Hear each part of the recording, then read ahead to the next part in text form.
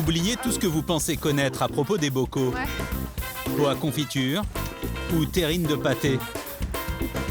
Hop là, c'est bon. Aujourd'hui à Lyon, Christelle va utiliser des bocaux pour faire la déco d'un restaurant à l'occasion du vernissage d'une expo photo. Ok, donc là, on a les 2,5 litres. Ceux-là même que nos grands-parents gardaient dans leur placard. 10 litres. Ok. Voilà là. Un bocal en guise de service à punch. Ou encore de bonbonnière. La jeune femme s'amuse quand il faut détourner l'objet de son usage premier. Là-dedans, on va mettre des fruits, des rondelles d'orange, de pamplemousse et de citron. Christelle a craqué pour les bocaux il y a 2 ans, après un voyage aux États-Unis. L'objet connaissait là-bas un véritable regain d'intérêt. Elle a donc carrément créé un site où elle revend des bocaux sur Internet. Ça sent bon.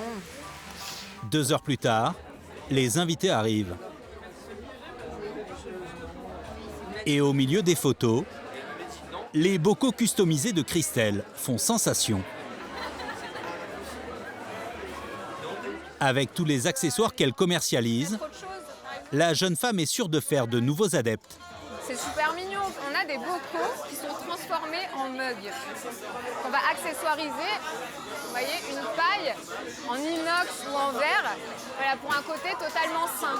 Il y a celui-ci, Un bocal râpe à fromage. ce couvercle, Avec Christelle, le contenant en verre peut se décliner à l'infini.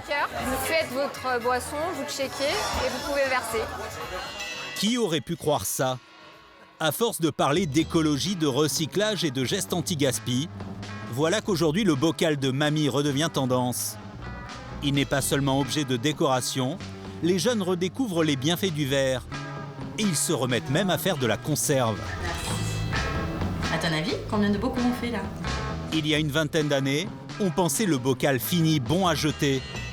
Dans les années 60, la boîte de conserve lui avait déjà filé un sacré coup de vieux. Et avec l'avènement du plastique, on pensait qu'il ne s'en remettrait pas.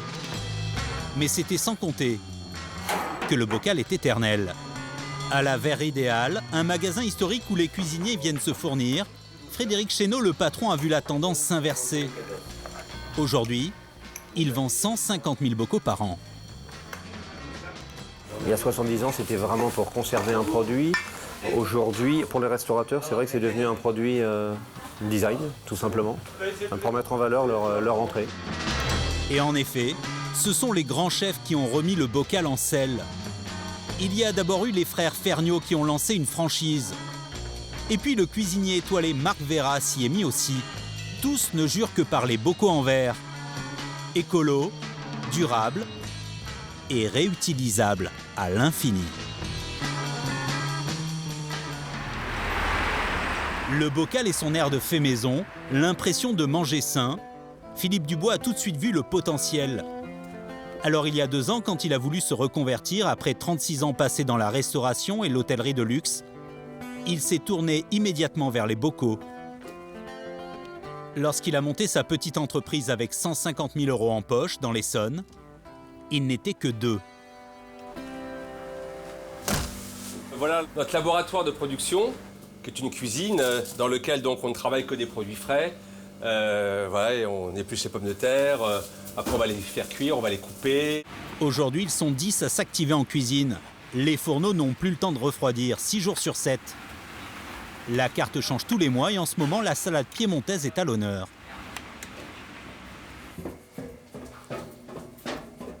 Et puis voilà, c'est là où tout se joue. Donc là, c'est le velouté de lentilles, par exemple. Donc aussitôt cuisiné, aussitôt mis en bocaux ou en bocal. Les repas passent dans cette petite machine qui crée un léger sous-vide en quelques dizaines de secondes. Et le fait de le mettre sous vide nous permet donc d'avoir une durée de conservation de 2 jours de plus. C'est-à-dire, en gros, on va garder le bocal 5 jours maximum. Alors, tu as 17 mousses au chocolat noir, spéculoos. De 500 bocaux par mois au début, Philippe est passé à plus de 6 000 aujourd'hui. 17 piémontaises ici. Là, j'en suis à 6-7. Il s'est positionné sur le créneau du midi. Il développe beaucoup les ventes aux entreprises. Ok. Le menu entrée plat dessert est tout de même facturé 24 € par personne. 1, 2. Et le pain du boulanger. Qu'est-ce que vous préparez, Philippe? Là, on prépare des plateaux repas, donc un peu particuliers, puisque nous, on lutte contre les déchets. Alors, on n'a pas voulu de carton ni de plastique. Alors, évidemment, les bocaux, c'est du verre, donc c'est parfait. On les empile, comme ça, on a un repas complet. Là, c'est fini. Philippe a même remis au goût du jour un concept d'un autre temps, la consigne. 1 € le bocal. À ce prix-là, certains clients préfèrent d'ailleurs ne pas le rendre, car ils sont vendus beaucoup plus cher dans les magasins de déco. Jusqu'à 7 et même 10 € pièce. Hop, on a fait dans l'esprit du porteur de lait d'autrefois, avec les bouteilles en verre, vous savez, qui étaient consignées. C'est la bonne vieille consigne de mamie, en fait. Exactement, on n'invente rien, on réactualise, on croit dur comme fer à la consigne, nous. En matière de vintage, Philippe Dubois ne se contente pas de faire du bocal. Même son premier point de vente sent bon le rétro. Une estafette Renault des années 60, transformée en food truck. C'est Vincent, son complice des débuts, qui s'en occupe. Il vient draguer les salariés juste en bas de leur bureau. Alors cette semaine, on a fait un bourguignon avec des carottes acidulées, oignons gros lots et champignons. D'accord. Et j'ai sinon le sauté de porc à la bière, tagliatelle. Oui, je vais prendre ça. D'accord. J'avais prévu, j'avais regardé sur le site. D'accord. À se demander parfois si le plus important c'est le contenu ou le contenant. Le verre et le petit le caoutchouc rouge, ça renvoie à ce que faisaient les grands-mères, à la bonne cuisine et puis le côté un peu artisanal des choses. Le côté fait maison allié à la nostalgie véhiculée par le bocal, le concept s'exporte maintenant un peu partout, jusque dans le très chic 7e arrondissement de Paris. Bonjour Nicolas. Une fois par semaine, Philippe livre ses nouvelles créations culinaires dans cette épicerie de luxe. Voilà, la commande, des plats, le bœuf bourguignon, classique, avec les petits oignons, les champignons et puis des carottes étuvées. Super. Voilà, donc avec une sauce au vin bien sûr. On dessert la pomme au four avec le caramel au lait. L'épicerie revend les plats 14,50 €, presque le double du tarif estafette. C'est des produits frais qui sont apertisés à la manière d'une confiture et donc on a une qualité gustative optimum. En plus de ça, ça crée une relation avec le client qui ramène ses bocaux et qui est très content de participer à un effort écologique. Et en plus, ça permet de les réchauffer en l'absence de tout plastique en contact des aliments, ce qui est toujours une mauvaise chose quand on utilise un micro-ondes, comme souvent dans les bureaux, comme le fait ma clientèle. On voudrait faire une soupe aux carottes et au roquefort. Clivant le roquefort. Ouais, c'est clivant, ouais. Soupe aux carottes et cumin. Carottes cumin, oui, très bien. L'année dernière, Philippe Dubois a réalisé 280 000 € de chiffre d'affaires. Il espère faire 400 000 € cette année. Mais il n'est pas le seul à profiter du retour en grâce du bocal. Le village de Puy-Guillaume en Auvergne. Il y a 40 ans, une dizaine de marques françaises se disputaient le marché du bocal. La plus mythique d'entre toutes a gardé le même nom depuis le début, le Parfait. La marque est née en 1930 et c'est la seule à avoir survécu. Tous ses concurrents français ont disparu. Il y a une chose qu'on ne faisait pas il y a 85 ans et qui arrange bien les affaires de Christian Pradel, le patron. C'est recycler le verre des anciens bocaux pour en faire des neufs. Quand vous mettez vos bouteilles dans les bacs à verre, le verre ensuite est nettoyé, concassé, et on obtient le groisil ou le calcin, selon les termes, qui va descendre dans la trémie et va être refondu à 1400 degrés et va refaire un bocal ou une bouteille. Une matière première un petit peu moins chère. Un bocal est désormais constitué en partie en verre recyclé et en grande majorité à partir de sable fin. La machine à produire les bocaux est digne d'un film de la guerre des étoiles. Et pourtant, elle est d'époque. Tout est automatisé.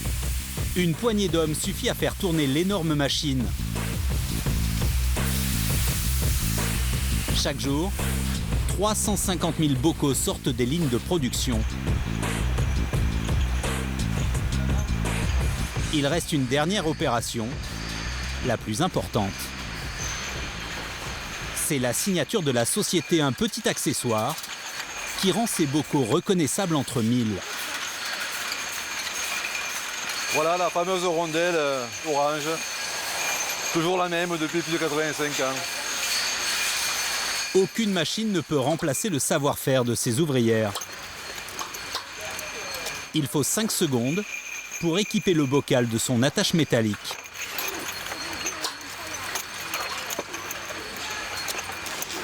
Un bocal, quand vous l'achetez, vous l'avez à vie. Vous utilisez le bocal, vous faites votre conserve, vous consommez votre conserve, vous changez la rondelle uniquement et vous réutilisez le bocal. Et ça, c'est un cycle permanent. On a des consommateurs qui ont des produits depuis 20-30 ans. Un produit qui ne se démode pas, réutilisable à l'infini. A priori, pas vraiment la recette pour en vendre beaucoup. Tout ça. Et pourtant, la marque française en vend 20 millions par an. C'est 2 à 3 fois plus qu'il y a 15 ans. Ici, c'est une commande pour les États-Unis. Ici, vous avez des produits pour le Japon. Je dis souvent, moi, il y a la bicyclette, il y a le béret, la baguette de pain. Et de suite après, il y a le bocal de parfait comme symbole de la France. Le tour de force de Christian Pradel, avoir réussi à rajeunir l'image du bon vieux bocal de mamie. Leur campagne de publicité l'année dernière en est la parfaite illustration. Je n'ai pas le Wi-Fi, pas la 4G, la 3G non plus d'ailleurs. Je ne suis pas extra plat, non, vraiment pas. Et pourtant, à ma façon, je peux améliorer votre quotidien. On est très loin de ce que proposait la société à l'origine. À l'époque, quand les réfrigérateurs n'existaient pas et que la conserve était le seul moyen de préserver les aliments. Maintenant que tous les foyers sont équipés, la marque doit trouver d'autres arguments pour attirer de nouveaux clients. Paris, 16e arrondissement. En fait, il faut oublier la caméra. Vous parlez entre vous et tu oublies complètement Bertrand. Ouais, très bien. Jamais, à aucun moment, tu parles à la caméra. Tristan et Marjorie ne sont ni des cuisiniers réputés, ni des blogueurs à la mode. Juste 2 particuliers fans de conserve. Non, mais colloque, c'est bien. Au départ, les internautes filmaient leurs recettes préférées eux-mêmes pour les diffuser. Désormais, le roi des bocaux n'hésite pas à dépêcher une équipe de professionnels chez eux. C'est toujours plus sympa qu'une recette écrite. Oui. Il y a les vidéos qu'on met en place, on se rend compte que en quelques étapes, c'est fait. Et qu'il faut peu d'ingrédients, comme on va le voir là, et que voilà, deux jeunes gens comme Marjorie et Tristan vont y arriver brillamment. Et il y a eu des petits peu blanchiment, on n'a pas les ouvrir, je suis désolé. Oui, non, c'est vrai. On ne peut pas dire que les 2 cuisiniers du jour soient très bons comédiens. Viens voir. Bon, je suis allée au marché ce matin. C'est la saison des clémentines. Hein. Ce n'est pas bien grave. Tout l'intérêt de ces petits films, c'est justement de montrer que faire des conserves est à la portée de n'importe qui. Enlever les petites peaux blanches. Ouais. Et donc du coup, il faut bien les enlever. Pour faire des confitures, ça peut pas être plus facile de recruter une grand-mère. Oui, non. En fait, nous, ce qu'on cherche à faire aussi, c'est à rajeunir la cible de la marque. Parler aux 25-45 ans, le nouveau cœur de cible. D'ailleurs, une fois tourné, le petit film sera mis en ligne sur le site internet de la marque et sur les réseaux sociaux. Combien de bocaux on fait là Là, je pense qu'on est bien parti pour 4. Hein. Tu penses? Ouais. La vidéo sera regardée, partagée, commentée par des dizaines de milliers d'internautes. Pourquoi? Alors pourquoi? On va les retourner parce que ça permet d'éliminer les bactéries et de chasser l'air. Plus de la moitié ont moins de 45 ans. Faites avec moi. Bah écoute, j'attends de la goûter avec impatience. Pour l'instant, par contre... C'est un peu ça le coup de génie de la petite marque française au caoutchouc orange. Le bocal, en fait, n'avait jamais vraiment quitté les placards des Français. Pour donner envie de les ressortir, il fallait juste expliquer comment s'en servir.